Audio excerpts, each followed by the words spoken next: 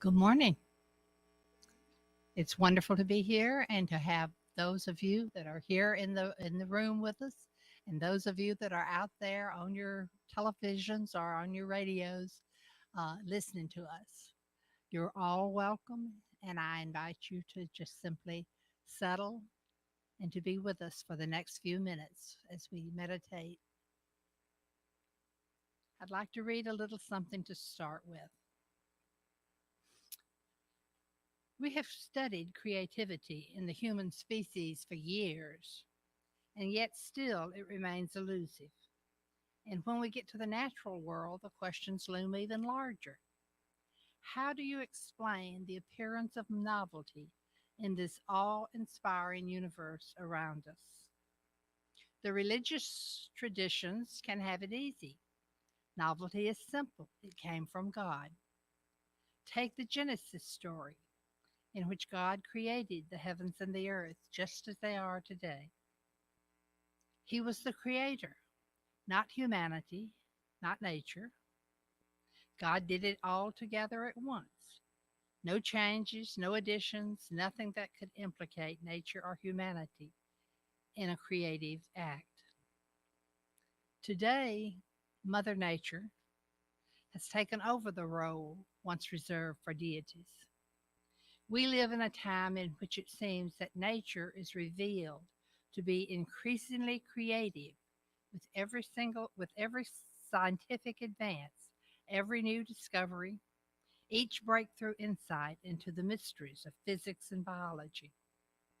And humanity itself has become a race of creators extraordinaire, giving birth to all manners of knowledge of novelties, from Shakespeare's sonnets and Rembrandt's portraits to iPhone apps and virtual worlds. In this sense, we have become, as the whole Earth catalog puts it, as gods. But for all of our progress, we are still only studious apprentices of nature's masterwork. We have neither been able to fashion life from seeming lifelessness, nor wring self reflective consciousness out of the interaction of nature. Perhaps one day these mysteries will be within our grasp, but for now we cannot match evolution's inherent creative power. And I focus today on creative power because for much of creation, much of history, man, fathers, have been seen as the creative power of people. They are our fathers, they are the impetus for the beginning of life in the egg. And so today, let us just simply think about what it is and what we value about those people that were our fathers, whether they are physical fathers, someone who was responsible for the sperm that gave us life or that moved the egg into life, or whether it is someone in our community that gave us the kind of care, the kind of inspiration that we think of as coming from fathers. This does not mean only men, but women as well. And so, as we meditate for these next few minutes, I invite your attention to those people, those things, those forces that are responsible, that you see as responsible for your life and for your growth and for your education in all the ways that you have. So as we take a deep breath and let it go, let us simply focus on this business of God in the world.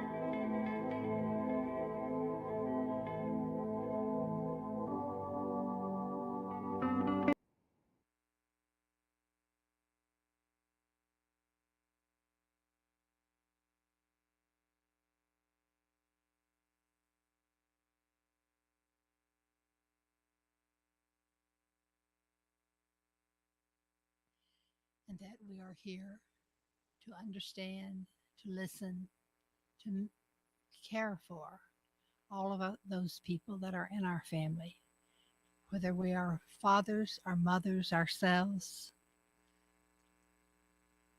simply to know that our responsibility for caring for each other's meets those criteria of being a parent to the world. And so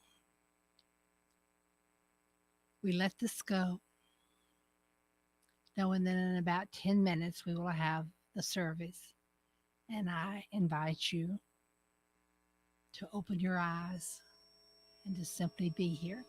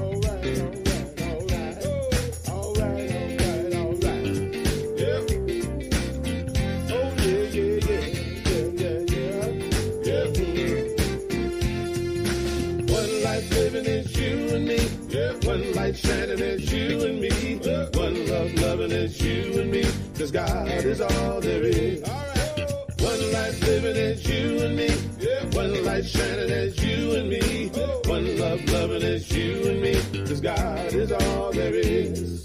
I'm shining from the inside out. I'm so happy, I just want to shout. One life living is you and me. One light shining is you and me. One love loving is you and me, 'cause God is all there is. One life living is you and me. One light shining is you and me. One love loving is you and me, 'cause God is all there is. I'm shining from the inside out. I'm so happy, I just want to shout. One life living is you and me. One light shining is you and me. One love loving is you and me, 'cause God is all there is. One life living is you and me. One light shining is you and me. One love loving is you and me, 'cause God is all there is.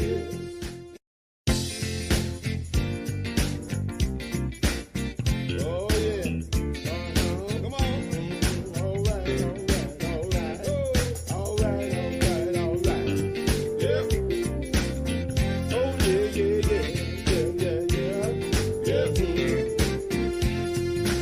One life living is you and me. One light shining is you and me. One love loving is you and me, 'cause God is all there is. One life living is you and me. One light shining is you and me.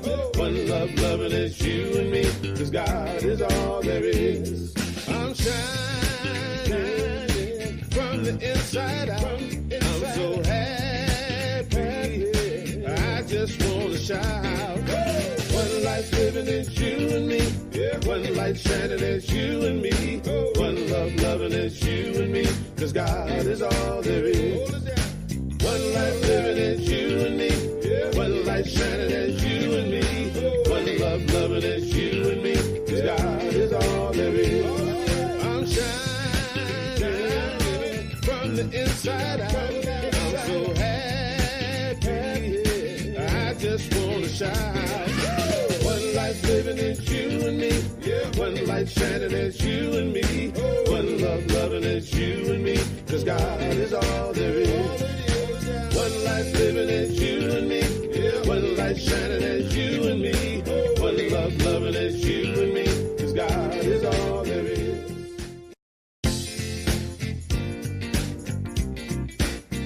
Oh yeah. Come on. All right. Yeah. Oh yeah.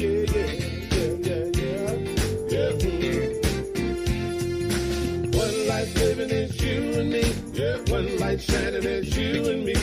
One love loving is you and me, 'cause God is all there is. One life living is you and me. One light shining is you and me. One love loving is you and me, 'cause God is all there is. I'm shining from the inside out. I'm so happy, I just want to shout. One life living is you and me. One light shining is you and me. One love loving is you and me, 'cause God is all there is. One life living is you and me. One light shining is you and me. One love loving is you and me, 'cause God is all there is. I'm shining from the inside out. I'm so happy, I just want to shout. One life living is you and me. One light shining is you and me. One love loving is you and me, 'cause God is all there is. One life living is you and me. One light shining is you and me. One love loving is you and me, 'cause God is all there is.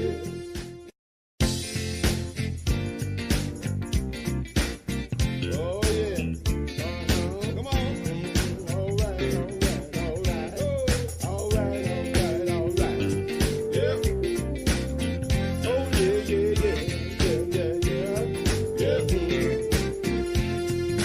One life living is you and me. One light shining is you and me. One love loving is you and me, 'cause God is all there is. One life living is you and me. One light light shining as you and me. One love loving as you and me. Cause God is all there is. I'm shining from the inside out. I'm so happy. I just wanna shout. One life living is you and me. One light shining as you and me. One love loving as you and me. Cause God is all there is. One life living as you and me. One light shining as you and me. One love loving as you and me. Cause God is all there is. I'm shining from the inside out. I'm so happy. I just wanna shout. One life living is you and me. One light shining as you and me. One love loving as you and me. Cause God is all there is. One life living as you and me. One light shining as you and me. One love loving as you and me. Cause God is all there is.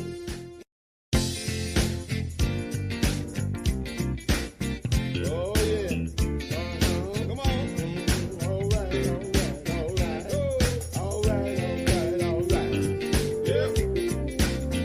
Oh yeah.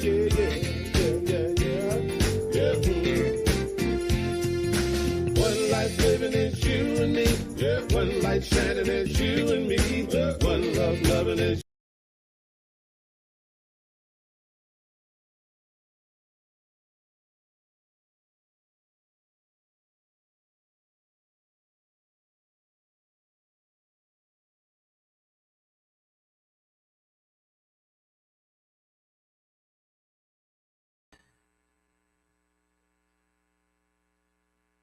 Good morning, everyone. Welcome to the Triangle Center for Spiritual Living. It is a joy being back with you live today after missing being in person with you last week. We had our meditation retreat up in Stoneville, and it was amazing. 36 of us were there for the retreat, and it was really a wonderful, deep, sacred weekend for everybody that attended. So thank you all that did for being there and for adding your consciousness and your energy and your love to it. And I know that next year there will be many more people that will want to attend. So thank you all so very much. For those of you who may not know me, my name is Dusty Ripplemeyer, and I have the honor and the privilege of being this community's senior minister.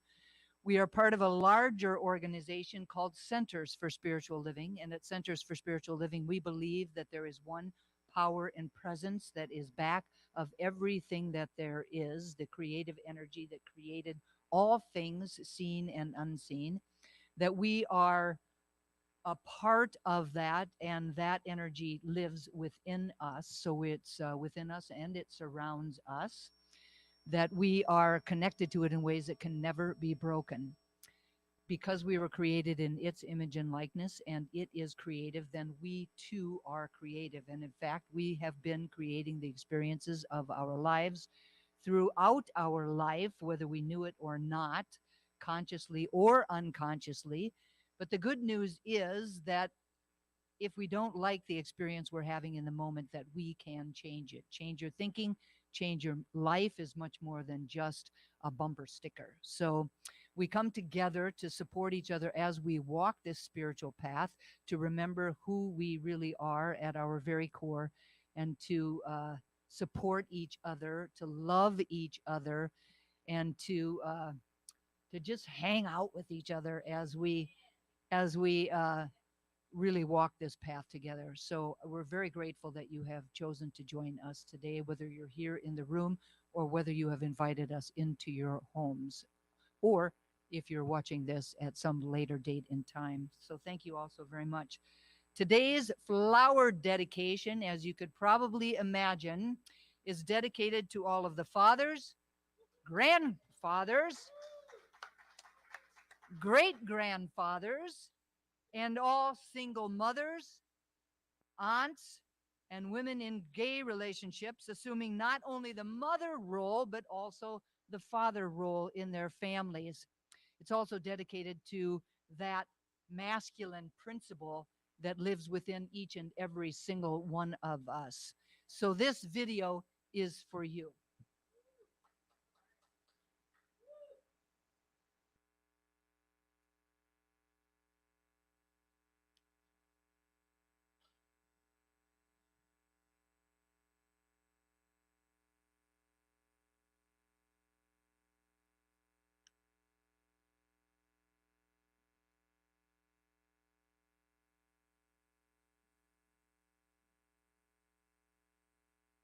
And do we have sound?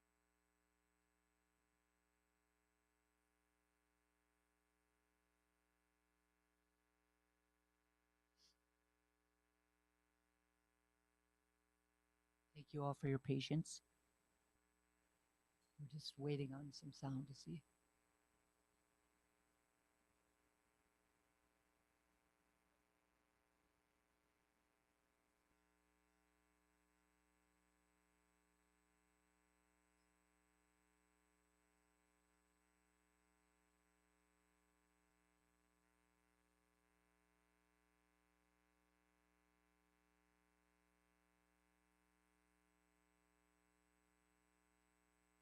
Well, I'll tell you what, I'm going to continue on with a few other things that are happening, and we'll let the AV department handle that in just a minute so that hopefully we'll be able to see that later.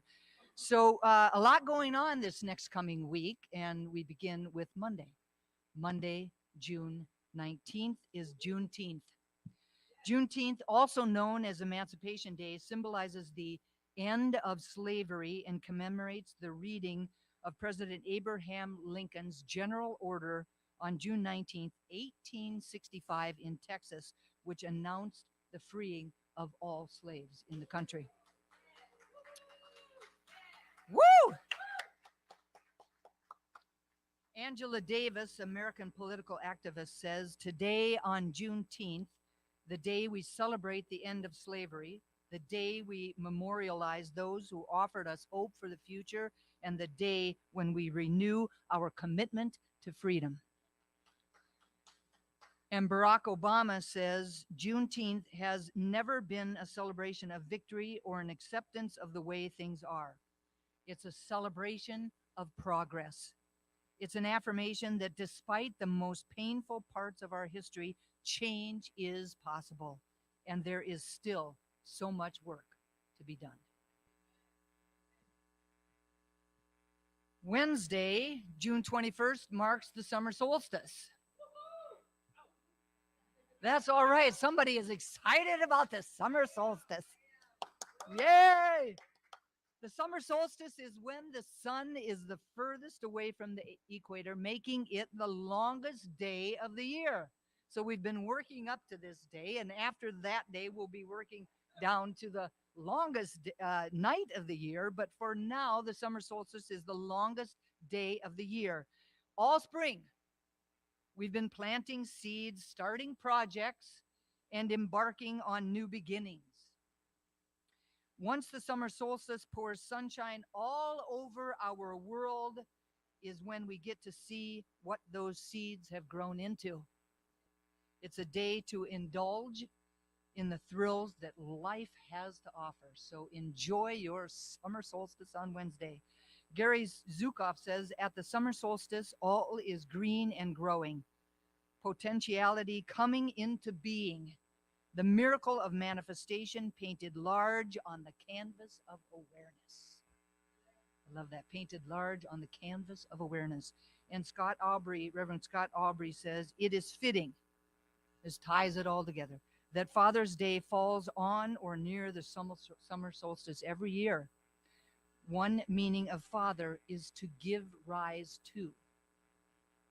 Yes, of course, our fathers have given rise to life, to our life, and the sun every morning gives rise to a new day and will add to new possibilities, to new beginnings, to new life. So Juneteenth and the summer solstice this week are big days. Heather, do we have the video with some sound? We'll give it another try. When God looked down on his planned paradise, and said, I need somebody to fix things. So God made a father. God said, I need someone willing to get up after mom, forget milk, avoid diapers, forget milk again, skip breakfast, tussle the kids' freshly made hair, and then drive across town to work. So God made a father. It must have been a Saturday when God looked down on his planned paradise and said, I need somebody to fix things. So God made a father. God said, I need someone willing to get up after mom, forget milk, avoid diapers, forget milk again, skip breakfast, tussle the kids' freshly made hair, and then drive across town to work. So God made a father. God said, I need someone to watch a ball sail wide right and watch hope crumble. Then dry his eye, pick up that pile of hope, hug it and say, maybe next year. I need someone who can mend jeans with a staple gun, fix a flat tire with a shoelace, who can make dinner out of canned meats, potato chips, and fruit cups, who during the spring and summer months will finish mowing the lawn by Sunday noon and then, reeling from heat stroke, find time for 18 holes. So God made a father. And God said, I need somebody strong enough to lift couches and move stoves, yet gentle enough to potty train and tie shoes and catch fireflies, who will turn off the game to join tea parties and slay dragons. It had to be somebody who'd shovel snow and ice and salt the drive. Someone to hammer, screw, saw, mow, and grill, and clean, and dance, and walk the dog, and kill the spiders. Someone who'd squeeze love into a family with their big, strong arms, and then gently hold hands and pray. Someone who would smile, and then sigh, and reply with loving eyes when his children hug him and softly say, I love you, Daddy. So God made a father.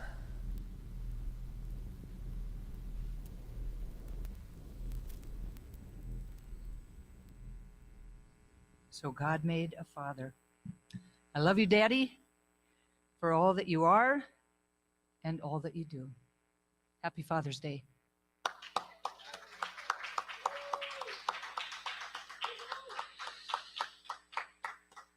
Speaking of gratitude, I'd like to say thank you to Reverend Betty for her beautiful meditation that enlarged the container that our service will unfold within.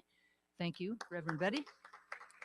And speaking of Reverend Betty, let's invite her back up to the podium.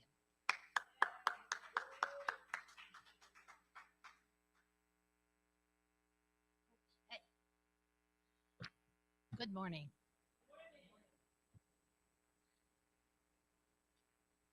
The theme for this year is Living Out Loud.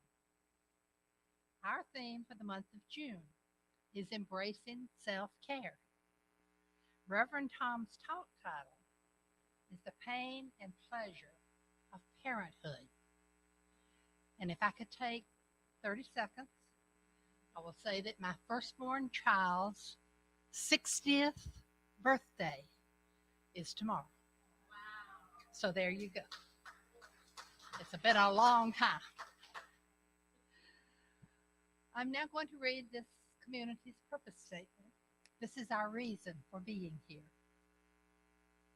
Our purpose is to inspire, educate, and empower individuals to experience themselves as unique and individualized expressions of God, the love intelligence that governs the universe. We are committed to not merely a theoretical understanding of our oneness and unity with God, but to consciously practice this truth in our everyday lives. Through celebration, service, study, and fellowship, we are committed to the transformation of our personal lives and to being a powerful and beneficial presence on the planet with the energy of unconditional love. Simply, we are here for God. Thank you. And Babs,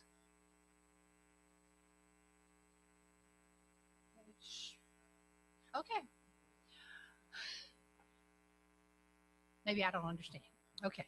The platform, I'm centering you. I would invite you to please turn within, open your heart and mind, and allow the healing sounds of the crystal bowls to simply wash over you.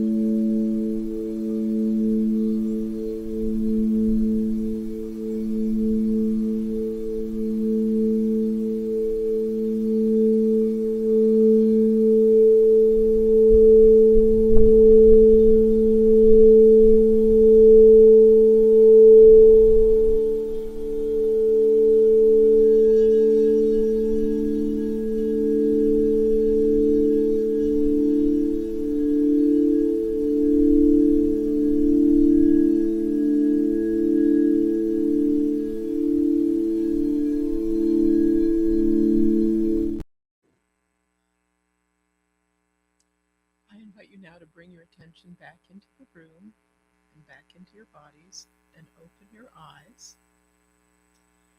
And it is incumbent upon me to add one more announcement. As a lifelong Beatles fan, today is Paul McCartney's birthday. Now I'd like to invite my dear colleagues Sharon and Susan up to help me with the blessings of all faiths.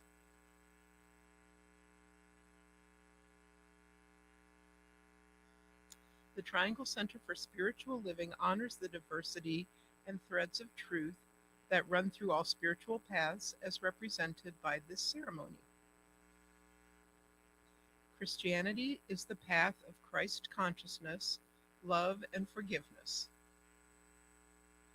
Buddhism is the path of compassion and understanding. Judaism is the ethical path of living by sacred law.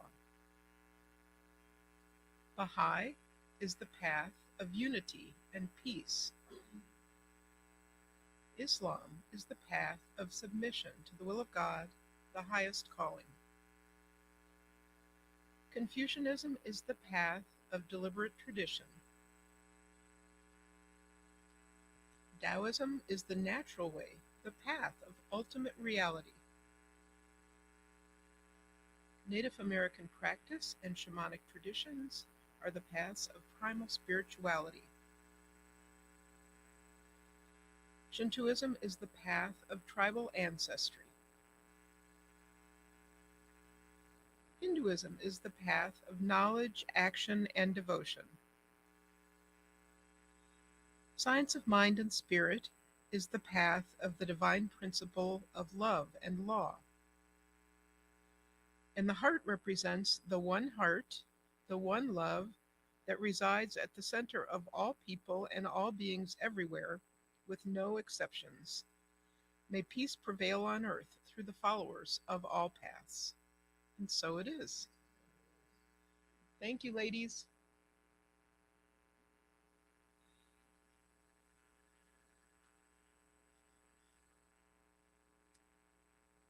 And now I'd like to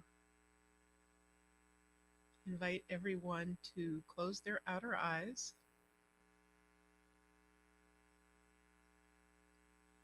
I speak a blessing on the service today.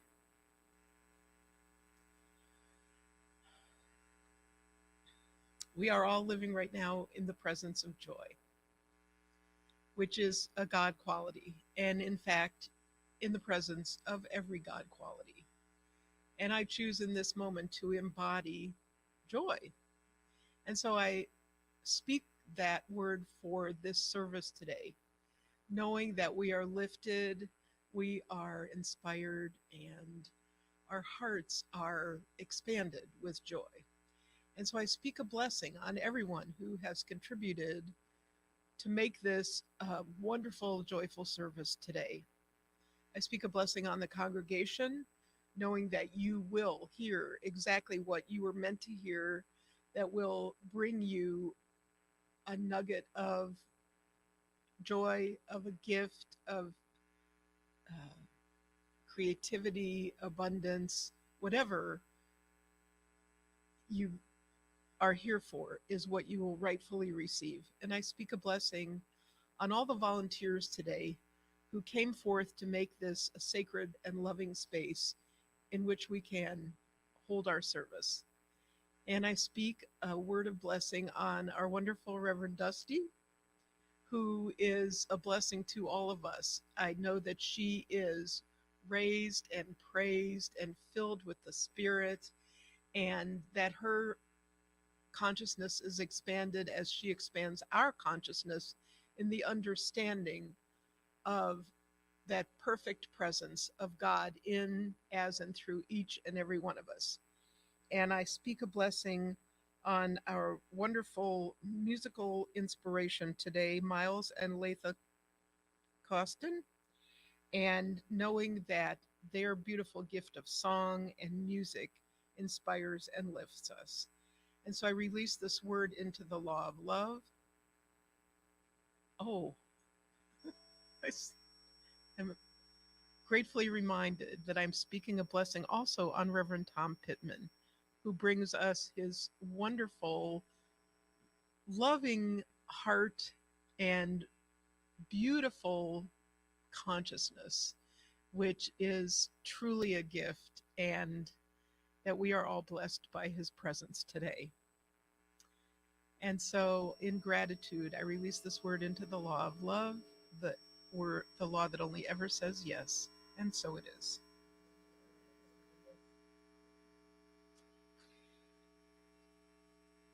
The reading for today is from the Course in Miracles. It is called The Light in You.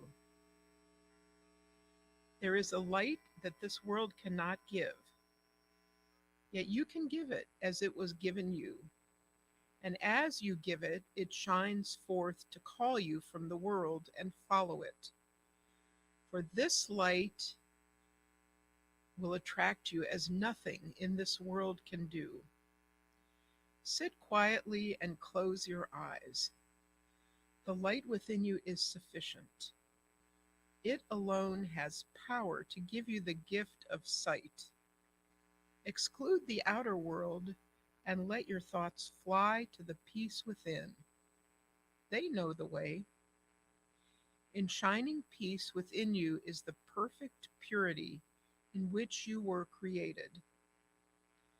Fear not to look upon the lovely truth in you. Look past the darkness to the holy place where you will see the light. And so it is. And now it is my absolute delight to introduce Miles and Letha Costin.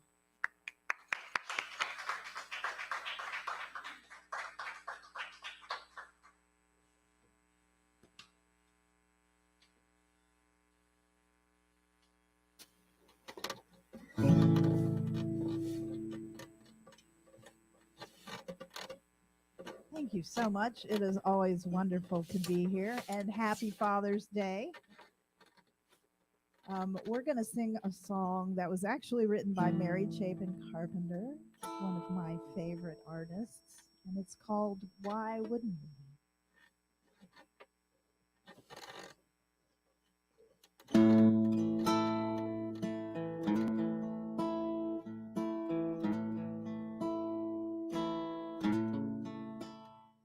We believe in things that we can't see. Why would we? Hands that heal can set a chain band free. Why would we?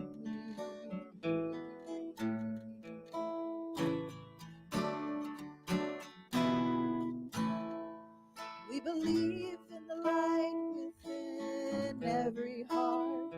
Why would we? Why would we? Burning brightly, brightly in the dark. Why would we? Why would we?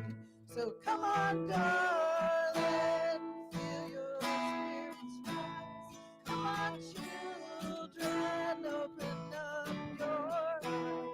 God is all around, Buddha's at the gate. All it hears are prayers, it's not too late. And we believe in things that will give us hope. Why wouldn't we? Why wouldn't we?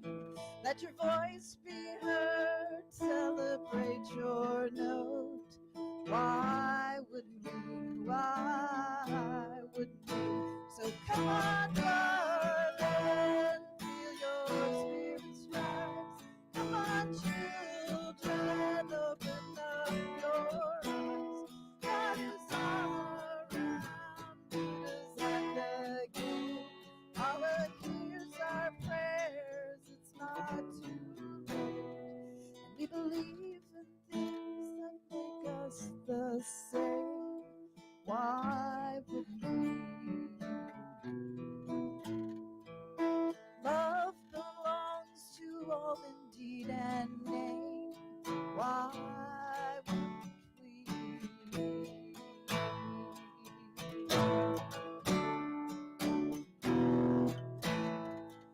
believe in things that cannot be done. Why wouldn't we? Why wouldn't we lift up your heart and put down your gun? Why wouldn't we? Why wouldn't we?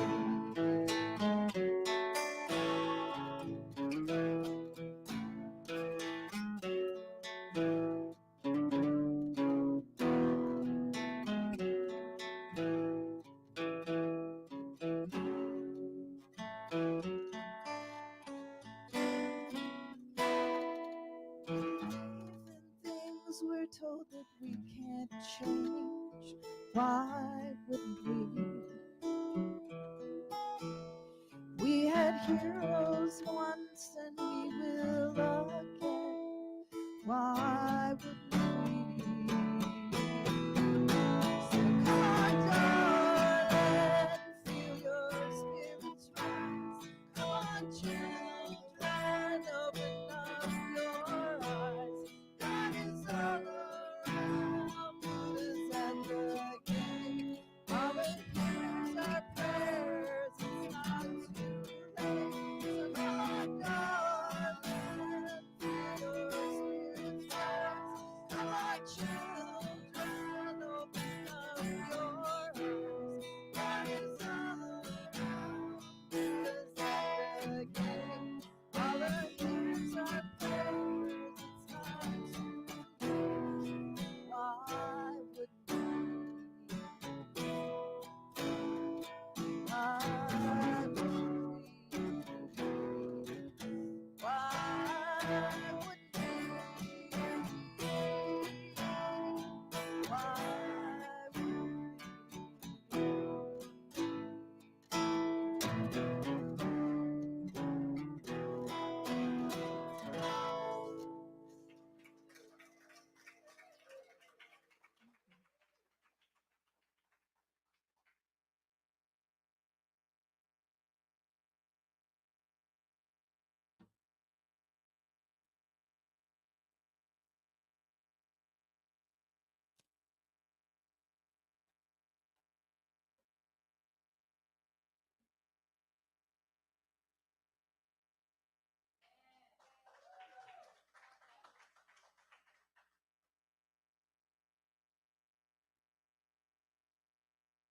After Dusty's introduction and after that beautiful video we watched, I feel I should just paraphrase Minnie Pearl and say, I'm done talking now. We can go. But since I wrestled with this, I'm going to present it anyway. There's been a popular meme floating around social media here in the last couple of weeks, and it reached out and struck to me. And it starts out going something like this. It says, in order to be born, you needed 2 parents, 4 grandparents, 8 great-grandparents, and it went on and on and on. And then it gets down here near the bottom, and it says, for you to be born today, from 12 previous generations, you needed a total of 4,094 ancestors over the last 400 years. And I thought, wow, that's only 400 years. Think about going back further. And the numbers are mind-boggling. But let's just stick with that. I want you to think about all the experiences those people had. Now, these are the people that resulted in your being here today. All those experiences. Think for a moment about how many struggles there were, how many battles there were, how much sadness, how much happiness, how many love stories there were, how much hope for the future there was, just so you could be right here today in flesh. Now I want you to think about, how did those 4,094 people learn to be parents? How did all those experiences translate into beliefs and feelings that they then transferred to their children and to their children and to their children down to you? Because they all did. We like to say you're an individual. You are, but you're carrying all of that from all those years. Now, today's Father's Day, and Dusty covered with you the purpose. And I realized that Father's Day is a special day. Last month we had Mother's Day. Yes, Father's Day was created in Spokane, Washington, by Sonora Smart Dodd in 1910. Okay, now you have the history. We can move on.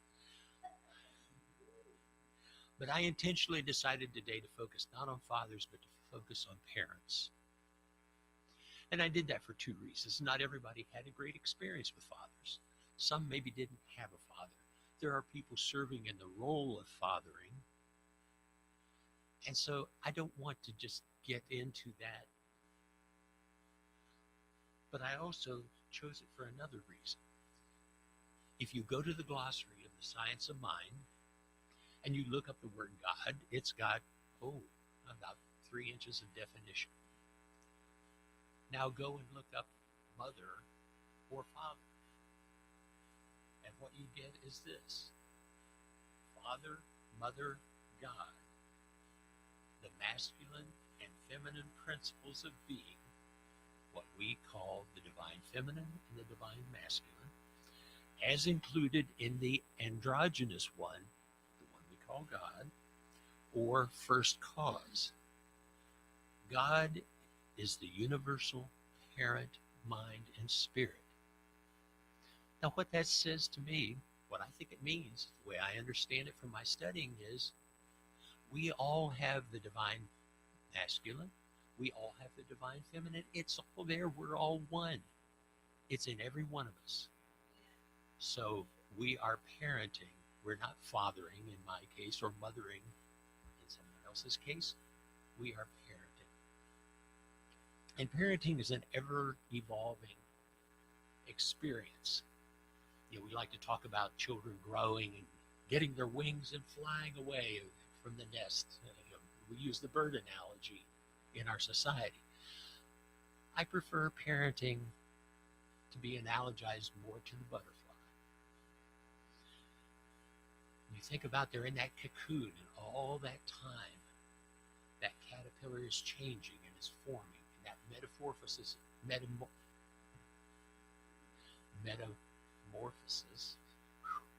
is occurring, and suddenly the transformation is complete. The chrysalis breaks open, the butterfly comes out, spreads its wings, dries off, and flies away. And as parents, we hope it never returns. But sometimes they come back home. But then realize that parenthood is a lot that way. That whole metamorphosis is going on, and we hope at one point those children become mature, and then they go away, and they repeat the process. Have you ever gone to IKEA and bought a cabinet or a piece of furniture? It comes in a box, and you carry it home, you open it up, and there's all these pieces, and they're labeled A, B, C, D, E. And then there's this bag of other stuff that goes with it, and they even give you the tools. They're very complete. And they give you this wonderful instruction book, and it's got pictures and arrows and labels, and it's really very complete. And it says, take part A and put it with part B and use fastener F. You do all that, and you follow that instructions, and in the end, you have this really nice looking piece of furniture. Now go to the birthing unit in any of our local hospitals. They're going to come out with this thing, and it's either got a blue toboggan hat or a pink toboggan hat, and it's all wrapped up in a blanket, and they handle it to you, and they say, congratulations. There it is. Have at it. And they walk away. The most complex organism ever created in the world, and it's got no instruction book. So how do we learn to parent? Well, there's a lot of ways. We get a lot of helpful advice. Family, friends. If the grandparents are close by, you're going to get a bunch of advice.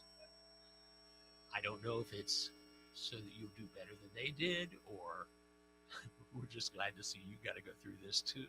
I mean, you don't know. I don't know the answer there. Keep in mind too, though, we get a lot of unconscious advice from our culture. Every culture in the world has ways of dealing with this metamorphosis process. And we buy into them, whether we realize it or not, in the way that we do things. So there's all of these influences going on. But let me talk about what I think are the most important influences, and that's those past experiences and beliefs, those 4,094 people that I opened up with.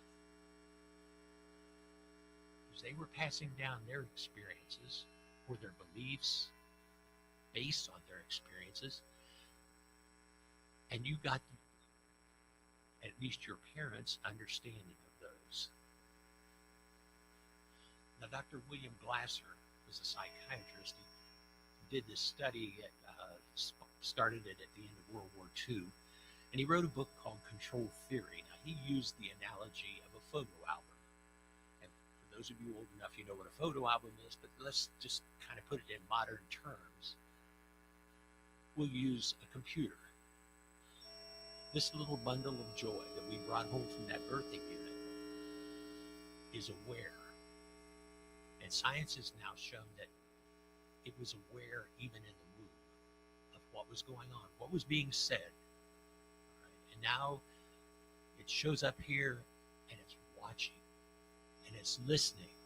And everything that is said, everything that is done, it's recording. It's putting it into its hard drive. It's like it's sitting there, recording everything. You got full audio, full video, every experience.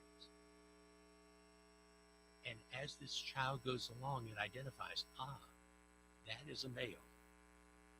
That is a mother. And whatever it's doing, that's what moms do. And that's a male. And that's a father. And whatever it's doing, that's what fathers do. And then what happens is some trigger event happens in their life, and real quickly they go into that hard drive and they look for that experience and they go, this is how I'm to act.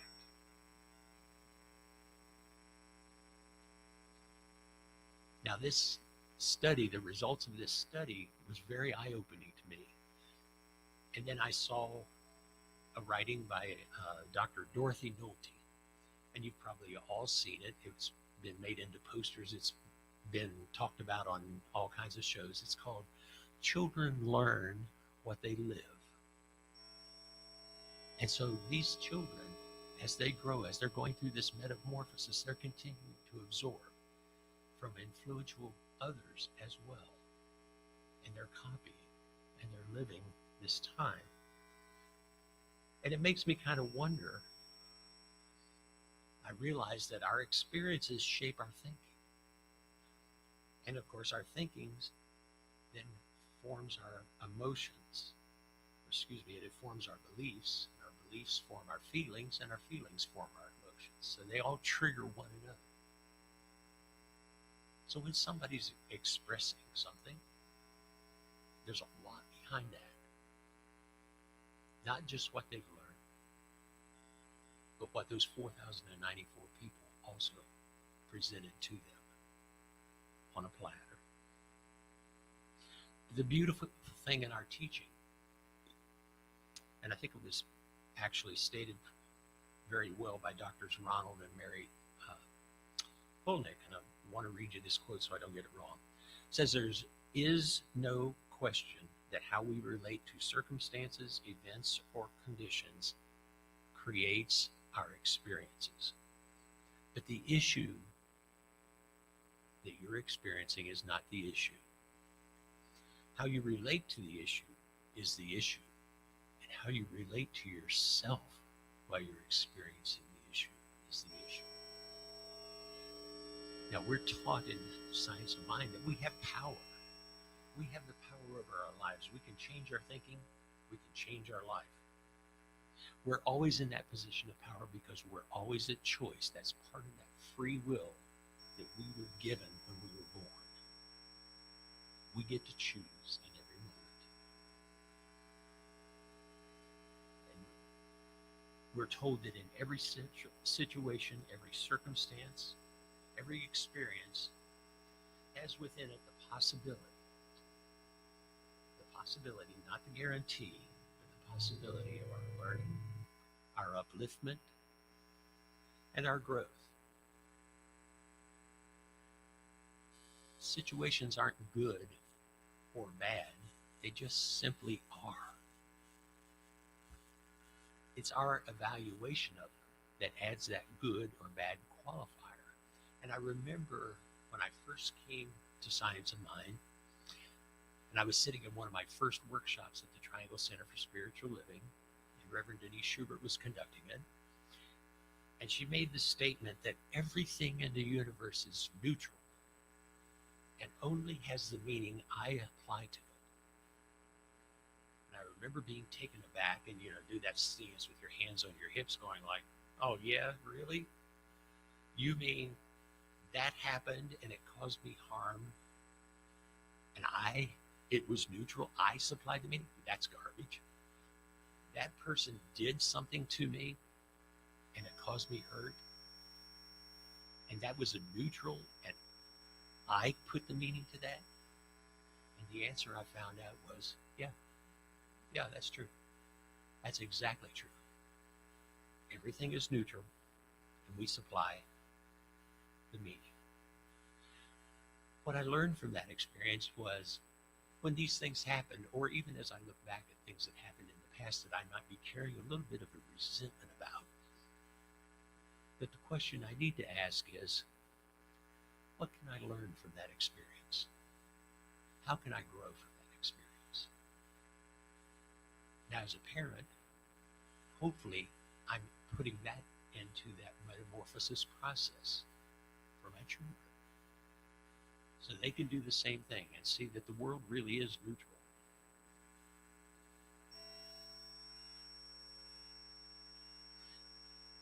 Now, the title of my talk was about the pleasure and the pain of parenthood. And pleasure is nothing more than a pleasant experience of contentment that we feel within because of some experience that was positive in nature. And pain is nothing more than, unfortunately, an unpleasant emotion coming from some kind of experience that we characterize as negative, maybe an unmet expectation or an unfulfilled expectation.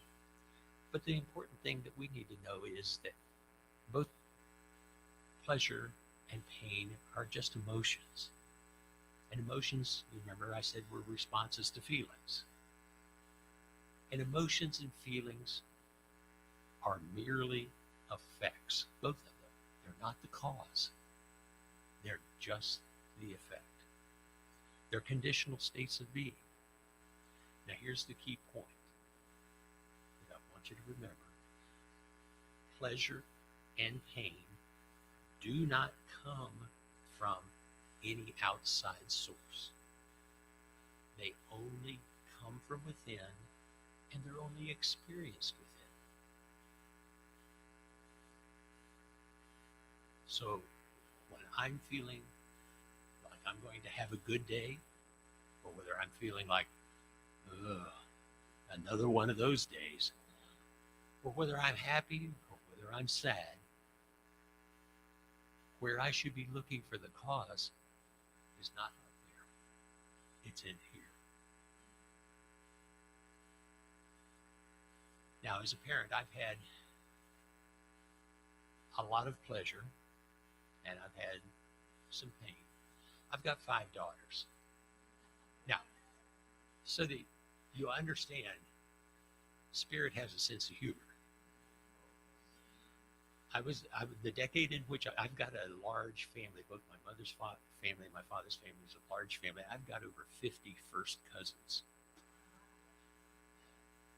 But the decade in which I was born was the decade of the boys. All the cousins were boys, except for the very last one was a girl. She was an outlier. So I grew up in a family with only brothers. I had associated with all these first cousins that were boys. I had no idea what girls were. And I've got 5 of them. I still don't understand them. I like to think I was firm. My wife says I was silly putty in their hands. But there was a great deal of pleasure. Now I will share with you that of those 5, 2 of them are my biological daughters, and 3 of them I've adopted.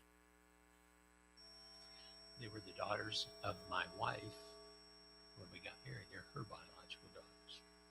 Their father had no real interest in them, and in fact, shortly after my wife and I got married, he moved across the country and cut off all access to the girls.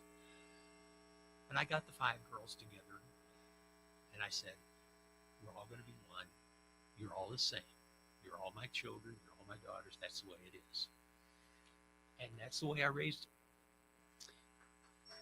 Well, Karen, my wife's oldest daughter, Michelle, was getting ready. She was a senior in high school. She's getting ready to turn 18.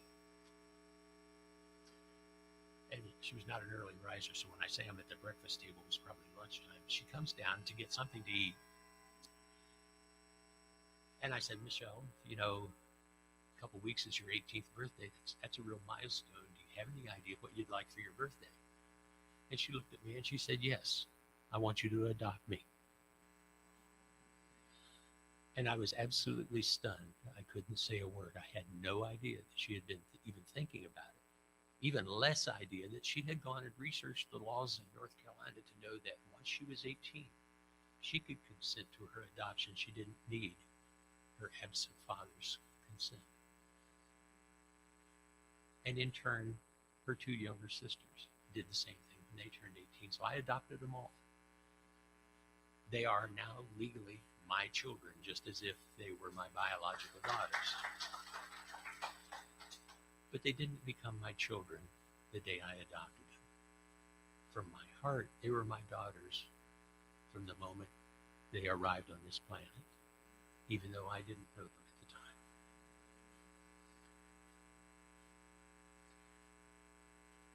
That was probably one of the more pleasurable moments.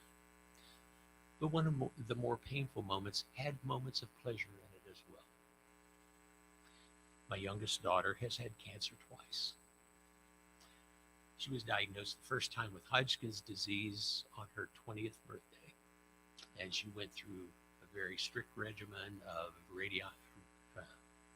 radiation and chemotherapy, and she recovered. And not quite 3 years later, some symptoms, crazy symptoms started showing up, and it took them about 6-7 months before they finally figured out that she had acute lymphocytic leukemia.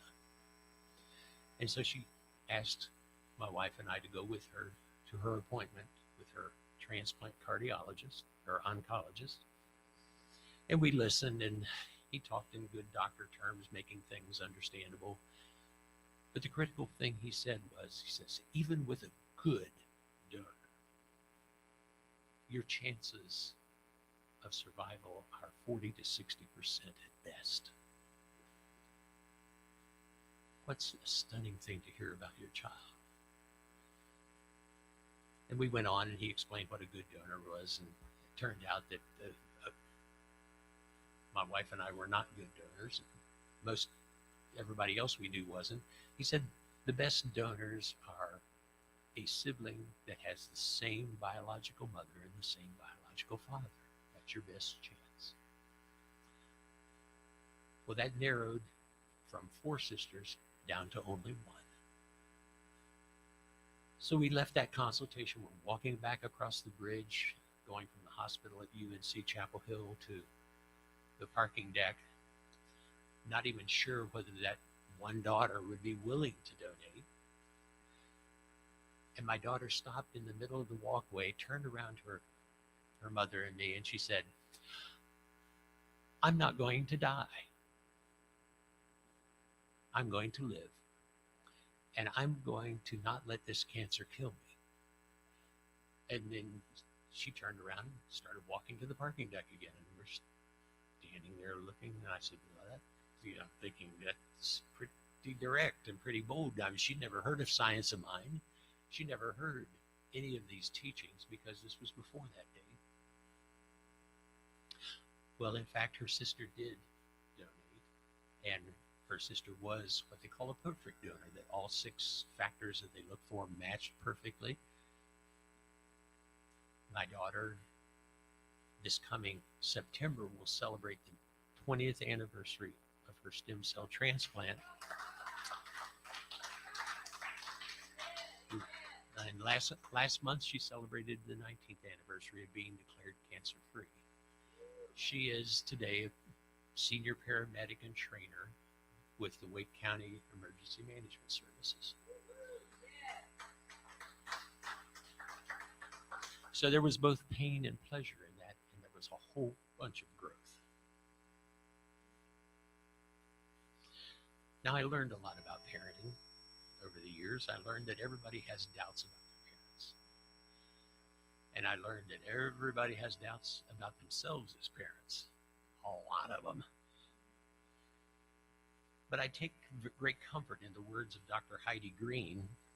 She said, your parents did the best they could, and some of their choices wounded you. The corollary to that is I can say to, just as truthfully to my kids, I did the very best I could. And some of my choices wounded you. And I apologize. I look to my polar star of leadership, a statement by the late mystic Maya Angelou. And she said, do your best. Do the best you can until you know better. And then when you know better, do better. That is our call each day, stepping forward as parents, as just persons on this earth, as influencers of others. Now, I will share with you, I forgot to watch the time, so if I run over, you have to leave, go ahead. But I told you parenting was an ever-evolving experience. Some of you will be honored to have the experience of the changing roles of parenting, what I call the reversal of parenting, where you get to now, instead of parenting your children, you get to turn around and parent your parents as they age. I've had that experience a couple or 3 times. Now I'm going to share a couple of them with you. Karen's mom always said she was an independent, and she was very independent. Boy, was she independent.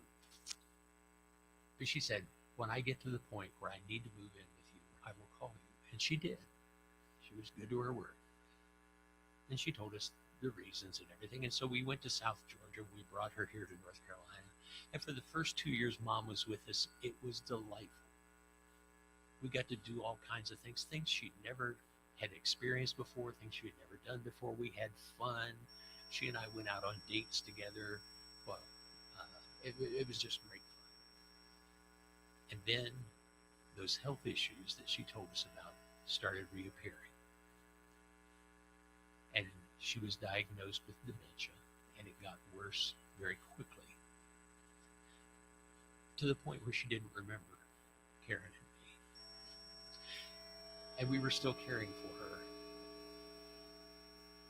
And so for those last 2 years, it was us being in the role of caretaker and caregiver. And there was still a blessing there, because we got to give back to her some of that care, some of that compassion, some of that love that she had shared so freely with us.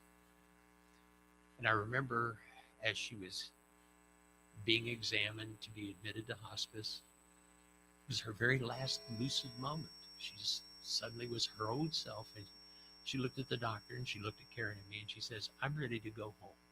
I'm at peace. And I knew she was not talking about coming back to our home. And just a few days later, she made her transition. But what a gift she gave us. And then the other situation, again, it was pleasure, but only in retrospect. It was an experience I had with my dad. And my dad had been diagnosed with cancer. His mother had died young of melanoma. His younger brother had died young of melanoma. One of my cousins, first cousins, died at age 30 with melanoma. He had a sister that died. So when the doctor checked a lesion on him and said, "You've got cancer and it's melanoma," we knew it would be aggressive. Well, I thought, I've got some time. I took some time off and I said, I'm going to go celebrate birthdays with my dad. My dad and my birthdays were only 5 days apart. So I thought, well, we'll celebrate both birthdays together. So I hopped in the car and I drive to north central Ohio, and we had a great weekend. We went out to breakfast at his favorite places. We saw his friends and old cronies and people that he'd known all of his life. And fortunately, there was this exhibition of farming. Now, my father had grown up on farms. And so we traveled around and we went from dairy farm to dairy farm. The ones that made homemade ice cream, we had more ice cream than we needed. And we just had a great day. He was reliving part of those things from his youth. And it got time for me to come back to North Carolina. And he said, drop me off at my doctor's office for my next chemotherapy treatment. He says, your stepmother will come and pick me up. So we said our goodbyes in the parking lot, and I gave him a hug, standing there. It was a beautiful sunny day. And he told me he loved me, and I told him I loved him. Now, my dad wasn't very expressive, so that took a lot. And I got in the car, and I looked over, and he waved goodbye, and he's smiling, and he turns to go into the office, and I leave to come back to North Carolina. And 2 weeks later, my stepmother called, and she said, he went in for a consultation this morning. The cancer has eaten up his whole insides. And they're turning him over to hospice. And the doctor said it's time for you boys to come home. And then she added, that weekend you came up and spent with him. She said that was the happiest he's been in the last 6 months. And unfortunately, I got home in time to spend right about 2 days with my dad. Had the opportunity to treat with him,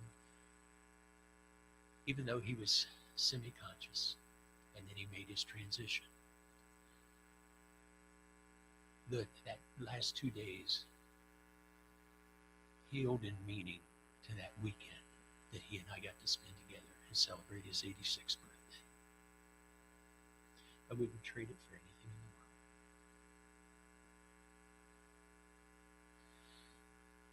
So in closing, I'd like to tell you that I have come to the conclusion that parenting is nothing more than a series of experiences and opportunities to learn and to grow. And I want to leave you with these words of Ernest Holmes. There is a presence pervading all things. This presence is God. There's an intelligence running through all. This intelligence is God. There is a power sustaining all. This power is God.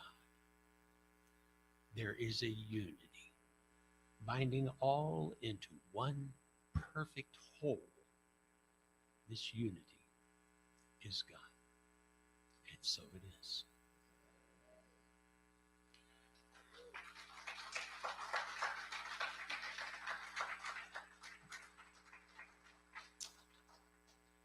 And now I invite you to turn within again.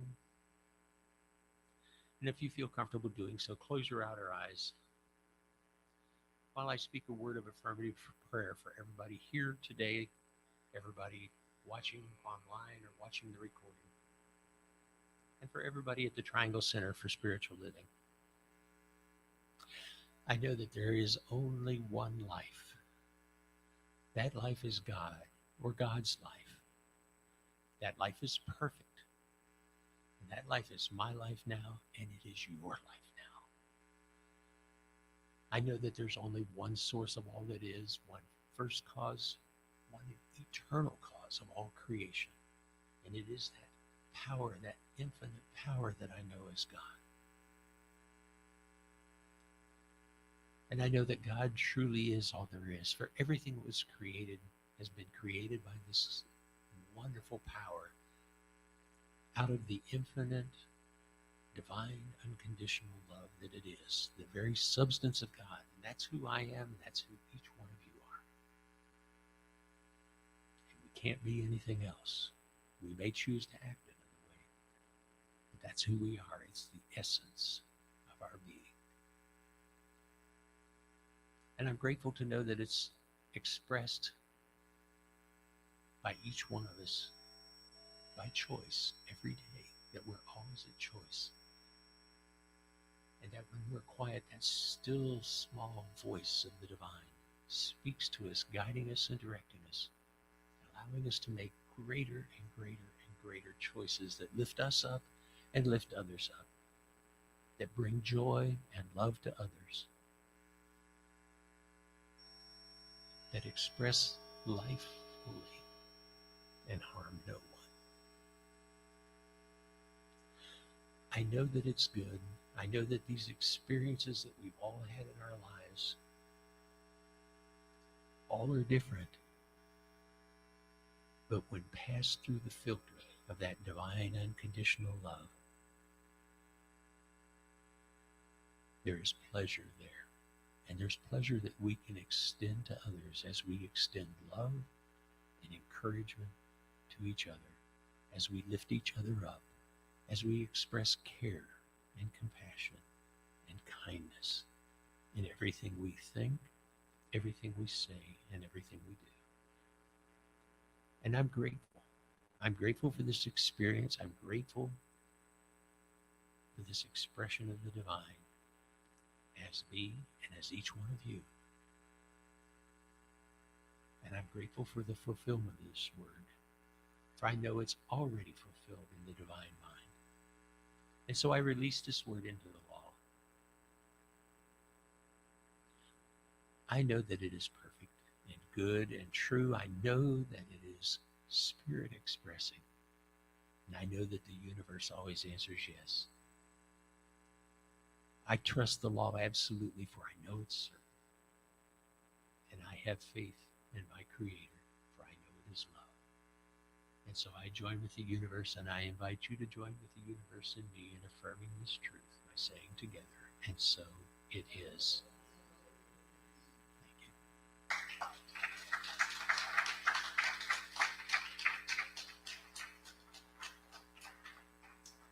Oh, so while I know that that message was absolutely neutral, I'm going to call it good and very, very good.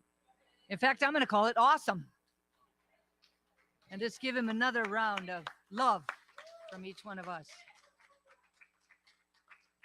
It is now time for our conscious giving. The Triangle Center for Spiritual Living is sustained by the giving of our time, talent, and treasure. And this is the time every week when we offer financial support to assist this community to continue to be a beacon of light and warmth and love in the Greater Triangle area. Together we affirm that today's offering lifts this spiritual community, prospers the one giving, and adds to the experience of sufficiency on the planet. Now, there are a number of ways that you can give, and they're on our screen or on your screen at home. Number one, visit our website at www.trianglecsl.org. Number two, text the word give to the following number, 919-230-8445. Or you could mail your gift to the office at PO Box 4062, Cary, North Carolina 27519. In this moment, I invite everyone to please place your hand on your heart with your gift or with an intention for our community or for your family or for yourself or for the world. And we'll do our offering affirmation in a call and response. Please repeat after me. I live in an abundant universe that blesses and prospers my life.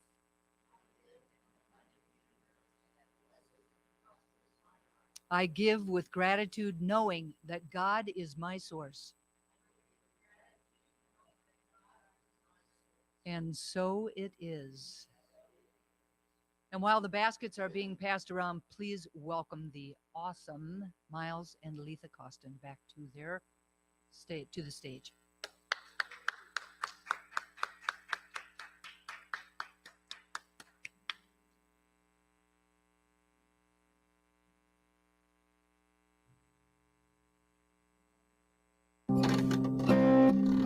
There we are.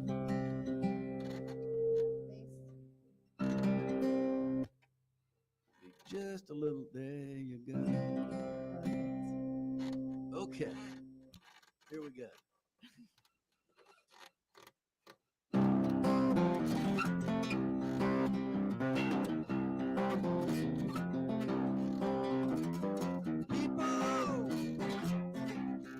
Keep on learning.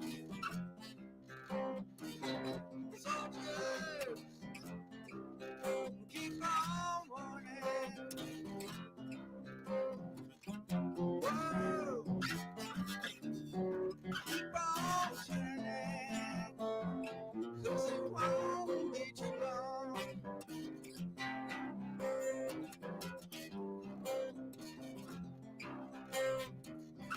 Power, keep on lying. People, keep on dying. Whoa. Keep on turning. 'Cause it won't be too long.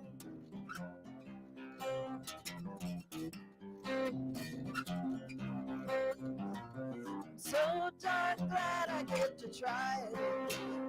It's my last time on earth, I made a mess out of things.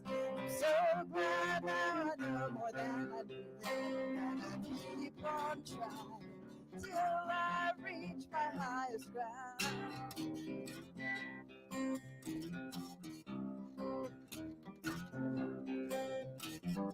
Teachers, keep on teaching. Preachers, keep on preaching. World, keep on turning. 'Cause it won't be too long.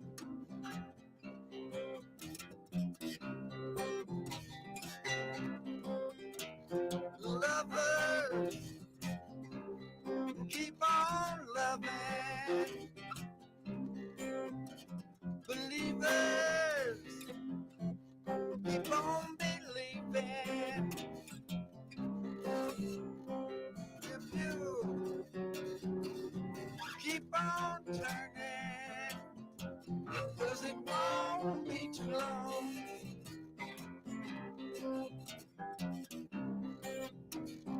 Here we go. I'm so darn glad I get to try it again. 'Cause my last time around I made a mess out of things. I'm so glad I know more now than I knew then. Gonna keep on trying till I reach my highest ground. Till I reach my highest ground.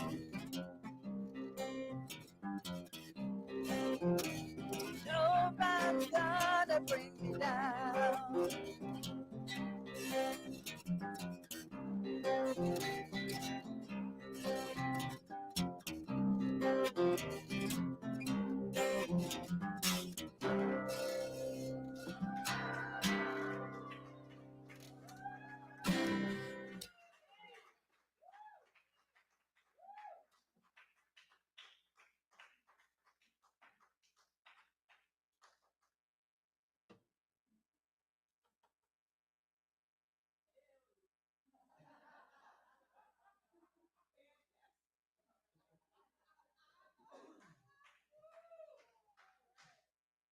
All right. Woo.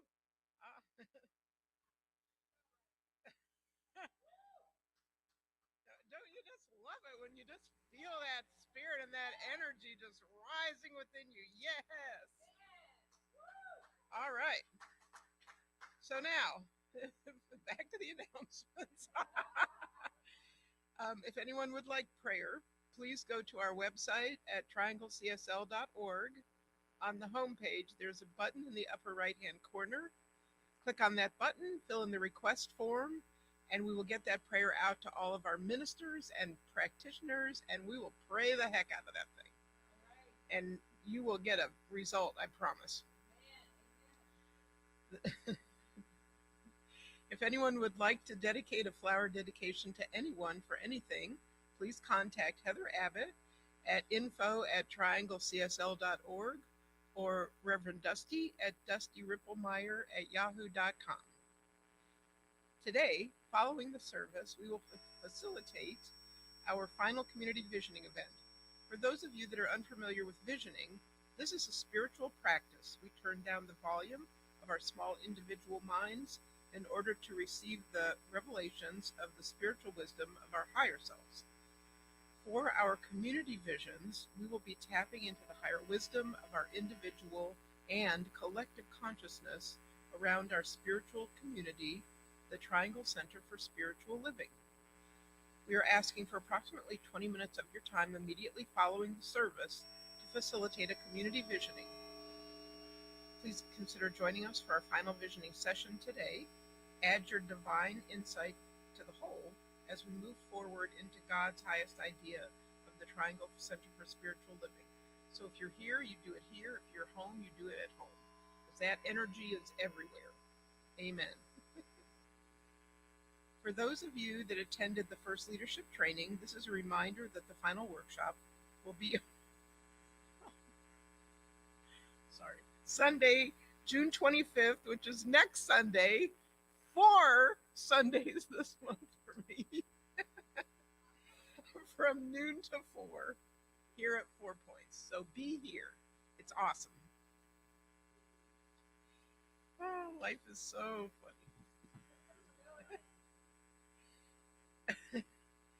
An email announcement came out on June 1st for Gourmets for God Friend and Fundraiser.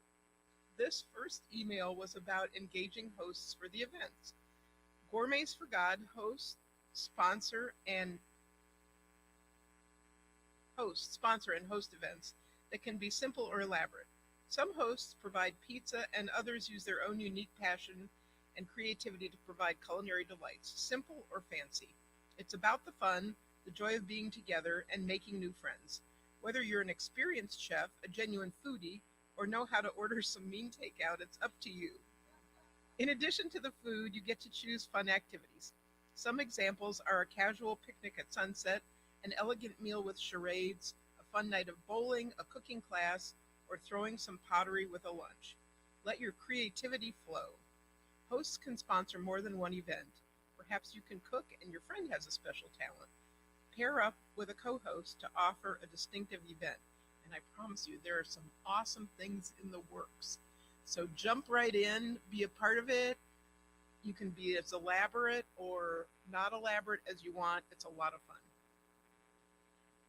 Complete a separate host registration form for each event. Once your potential dates are determined and your plans are fully developed, submit your host registration form no later than Wednesday, June 21st. To avoid scheduling 2 events on the same date and time, please submit multiple dates that work for you, if possible. First come, first serve. Weekends are the most popular, but any day works. Please know Tuesday or Wednesday evenings or Sundays before 3. Secure your event date now. If you wish to check on any calendar dates, contact Heather Abbott. The silent auction for seats at the event will happen from July 1st to July 23rd. The events will take place from August 11th through November 15th. Okay, and next, this is a save the date announcement for our annual Durham Bulls game experience. Yes, we will once again gather together to attend the Durham Bulls game. The date is Friday, July 28th. More to come as it gets closer to that date. This is a really fun experience, y'all. So come on out. Now, in the comfort of your own home or here, please stand for our June affirmation. This is a call and response. Please repeat it with me, with meaning after me. Okay. Self-care is an integral part of my human experience. I know that my evolution depends on my commitment to it. I embrace it as a daily activity in order to live my life to the fullest.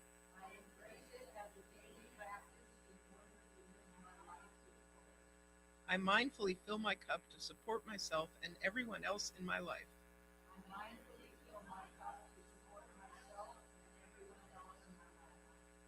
Self-care invites me to learn how to surf through the waves of grief to joy.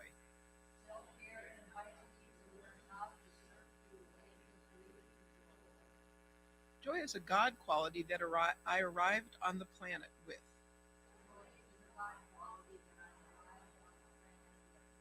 I have the ability to hold it even in the midst of grief and uncertainty.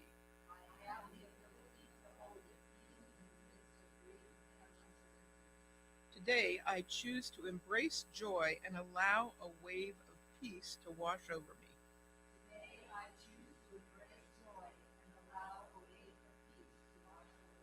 And so it is. Now I invite you to have a seat if you'd like and turn within one more time as I do a benediction.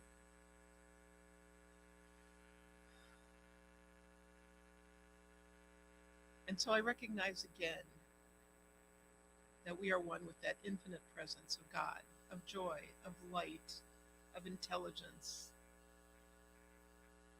and that we have had the experience today of this joy, of this energy, and the experience of really allowing our souls to be nourished, allowing our hearts to be raised, allowing our thoughts to be expanded.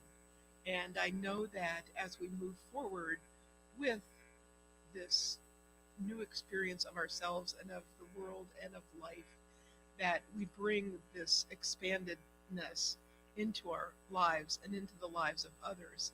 And so I assert that everything is in divine right order, more joyfully, more fully than ever before. And I'm grateful to know that this is the truth of who and what we are, the truth of our lives, and so it is.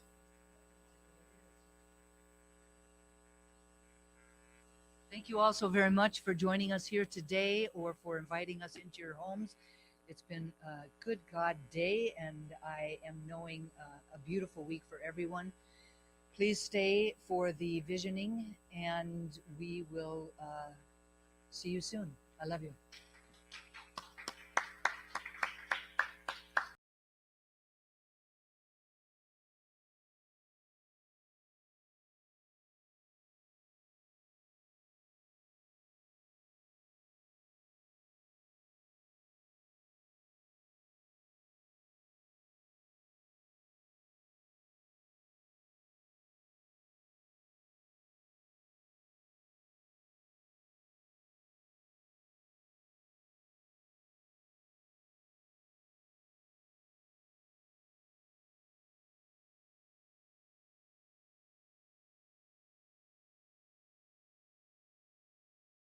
You and me, 'cause God is all there is. One life living is you and me. One light shining is you and me. One love loving is you and me, 'cause God is all there is. I'm shining from the inside out. I'm so happy, I just want to shout. One life living is you and me. One light shining is you and me. One love loving is you and me, 'cause God is all there is. One life living is you and me. One light shining is you and me. One love loving is you and me, 'cause God is all there is. I'm shining from the inside out. I'm so happy, I just want to shout. One life living is you and me. One light shining is you and me. One love loving is you and me, 'cause God is all there is. One life living is you and me. One light shining is you and me.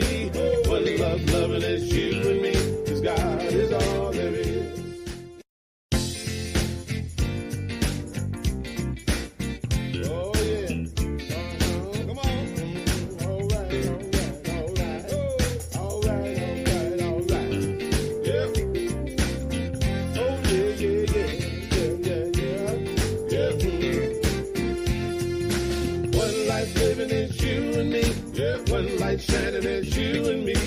One love loving, it's you and me. 'Cause God is all there is. One life living, it's you and me. One light shining, it's you and me. One love loving, it's you and me. 'Cause God is all there is.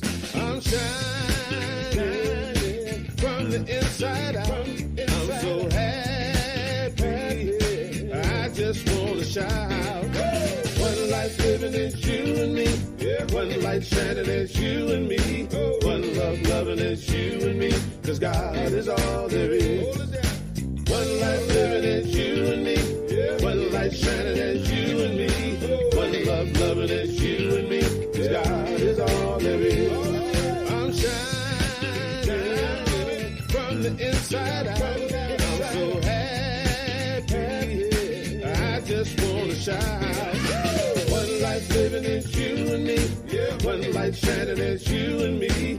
One love loving, it's you and me. 'Cause God is all there is.